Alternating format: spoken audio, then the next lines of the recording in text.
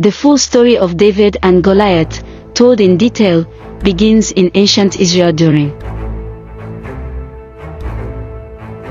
the reign of King Saul. The Israelites were once again at war with their longtime enemies, the Philistines. The two armies gathered for battle on opposite sides of a valley, Israel on one hill, and the Philistines on the other, with the valley of Elah between them. The Philistines had brought a secret weapon, a giant warrior named Goliath. Goliath was not only a giant in height, standing around 9 feet tall, but he was also heavily armed and covered in bronze armor. His spear alone was enormous, with an iron point weighing around 15 pounds. Each day for 40 days, Goliath stepped forward from the Philistine ranks and shouted a challenge to the Israelite army. He mocked them, calling for one man to face him in single combat. The outcome of this fight, Goliath declared, would determine the fate of the two nations. If the Israelite champion won, the Philistines would become their subjects, but if Goliath won, the Israelites would be enslaved. Goliath's presence and challenge terrified Saul and all the men of Israel. The Israelites saw Goliath as unbeatable, and no one dared to take up his challenge. Goliath's taunting wore them down, day after day, and the morale of the Israelite army began to falter. Meanwhile, a young shepherd named David lived in Bethlehem with his father, Jesse. David was the youngest of 8 brothers, and his 3 oldest brothers were part of Saul's army, camped near the battlefield. David was not old enough to be a soldier, but he had other responsibilities, tending to his father's sheep and occasionally delivering supplies to his brothers on the battlefield. One day, Jesse sent David to take food to his brothers and check on their well-being. When David arrived at the Israelite camp, he heard Goliath's challenge and witnessed the fear of the Israelites. But instead of fear, David felt something else, righteous indignation. He couldn't believe that no one in Israel, not even the king, was willing to defend the honor of their people and their God. David's faith in God filled him with confidence that Goliath could be defeated. David began asking the soldiers about Goliath, trying to understand why no one had taken up the giant's challenge. His inquiries eventually reached King Saul, who summoned David to speak with him. When David offered to fight Goliath himself, Saul was skeptical. David was just a boy, likely no older than his mid-teens, and he had no experience in war. Goliath, on the other hand, was a seasoned warrior, trained from youth. But David was undeterred.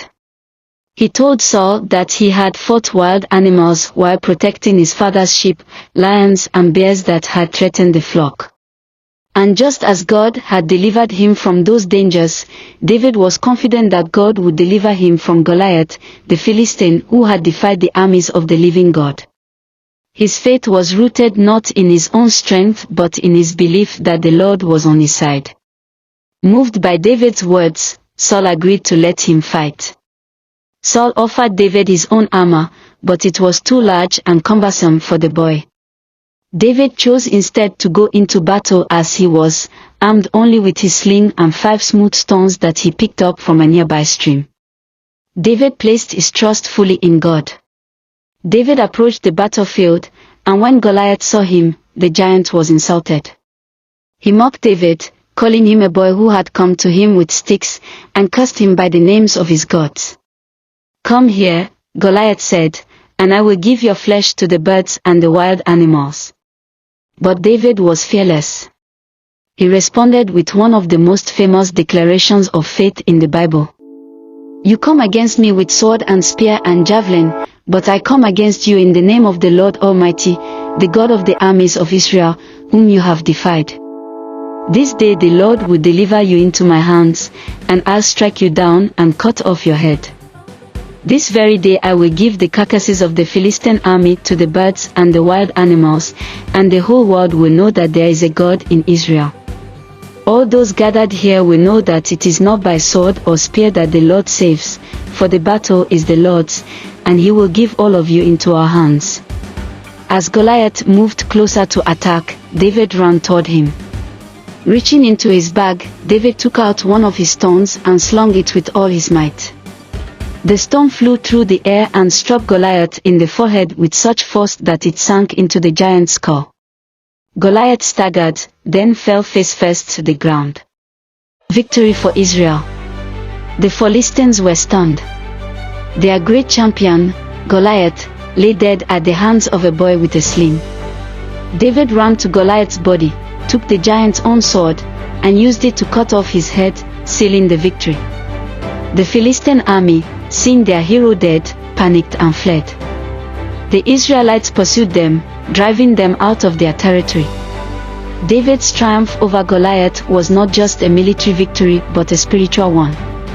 It demonstrated that true strength comes from faith in God, not physical power. David, armed with only his trust in God, had defeated the greatest warrior of the Philistines. The story of David and Goliath marked a turning point in David's life.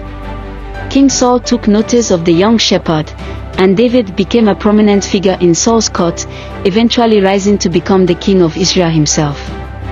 David's victory over Goliath is remembered as a classic example of the underdog triumphing against overwhelming odds, and it symbolizes the power of faith and courage. Over time, the story has become a cultural metaphor for situations where a smaller, seemingly weaker opponent defeats a much stronger adversary, especially when driven by conviction or faith. David's trust in God and his courage in the face of fear have made him one of the most enduring and beloved figures in history.